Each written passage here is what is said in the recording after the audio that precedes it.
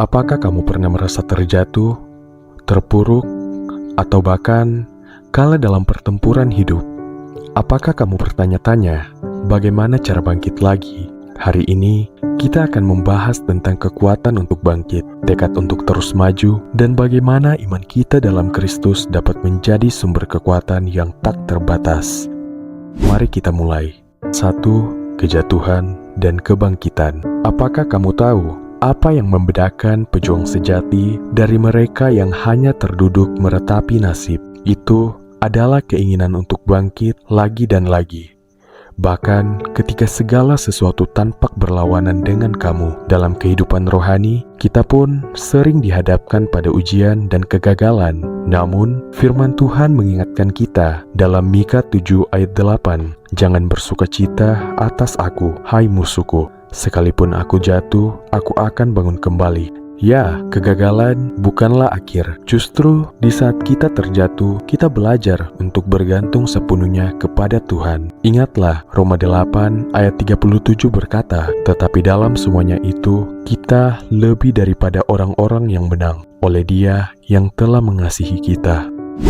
2. Tuhan menempatkan kita dalam tantangan. Lihatlah, dunia tidak akan berhenti hanya karena kita jatuh. Keadaan tidak akan berubah hanya karena kita merasa kalah. Kita harus bangkit dan berjuang dengan segala yang kita miliki. Karena hidup tidak menunggu yang lemah. Hidup menghargai mereka yang berani, mereka yang bersedia mencoba sekali lagi. Tuhan sering menempatkan kita dalam situasi sulit, bukan untuk menghancurkan kita, tetapi untuk membentuk kita. Seperti yang tertulis dalam Yakobus 1 ayat 2-4. "Saudara-saudaraku, anggaplah sebagai suatu kebahagiaan apabila kamu jatuh ke dalam berbagai-bagai pencobaan, sebab kamu tahu bahwa ujian terhadap imanmu itu menghasilkan ketekunan."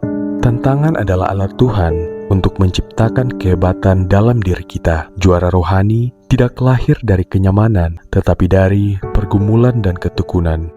3. Bangkit dengan kekuatan Tuhan.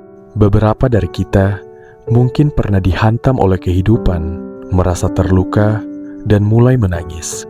Namun, dalam hidup, menangis saja tidak cukup. Kita harus belajar untuk bangkit dan membalas dengan iman. Hidup menjatuhkan kita, dan itu bukanlah kesalahan kita. Namun, jika kita tetap terbaring di tanah, itu adalah pilihan kita. Tuhan memberikan kita kekuatan untuk bangkit. Filipi 4 ayat 13 mengingatkan kita, "Segala perkara dapat kutanggung di dalam Dia yang memberi kekuatan kepadaku." Ketika kita merasa lemah, ingatlah bahwa kekuatan kita datang dari Tuhan. Dia adalah sumber kekuatan kita yang sejati. 4. Kemuliaan dalam kesendirian. Kemuliaan tidak terjadi di depan kerumunan, di stadion, atau di atas panggung. Kemuliaan ditempa dalam kegelapan pagi buta, dalam kesendirian, di mana kita berdoa, berpuasa, dan bergumul dengan Tuhan. Juara rohani tidak dibuat dalam kemewahan, tetapi dalam ribuan jam doa dan penyembahan. Seperti yang dikatakan dalam Matius 6 ayat 6, "Tetapi jika engkau berdoa, masuklah ke dalam kamarmu dan berdoalah kepada Bapamu yang ada di tempat tersembunyi. Maka Bapamu yang melihat yang tersembunyi akan membalasnya kepadamu." Di saat-saat sunyi itulah karakter kita dibentuk dan iman kita dikuatkan. 5. Alasan kita berjuang.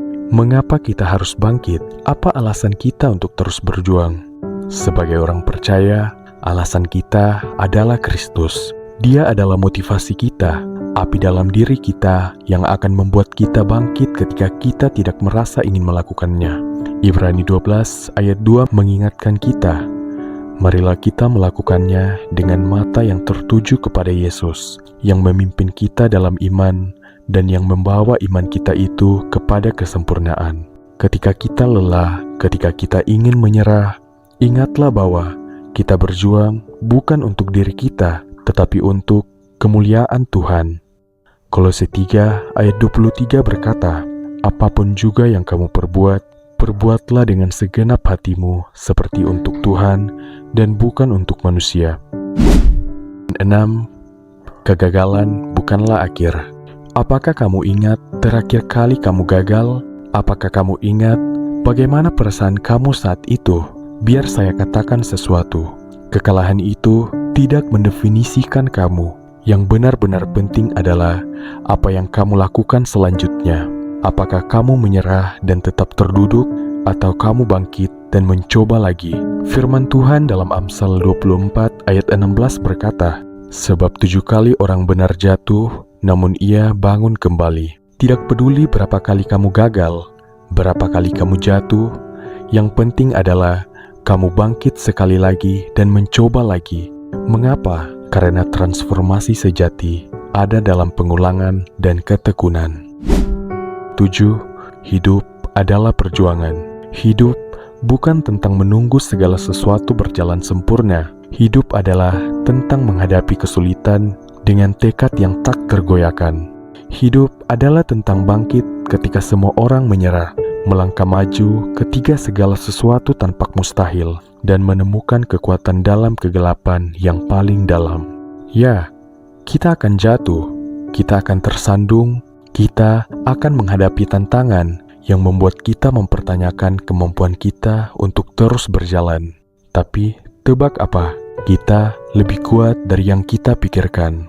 Yesaya 40 ayat 29 berkata, "Dia memberi kekuatan kepada yang lelah dan menambah semangat kepada yang tiada berdaya." Jadi, apa yang kamu tunggu? Apakah kamu akan membiarkan ketakutan dan kegagalan melumpuhkan kamu?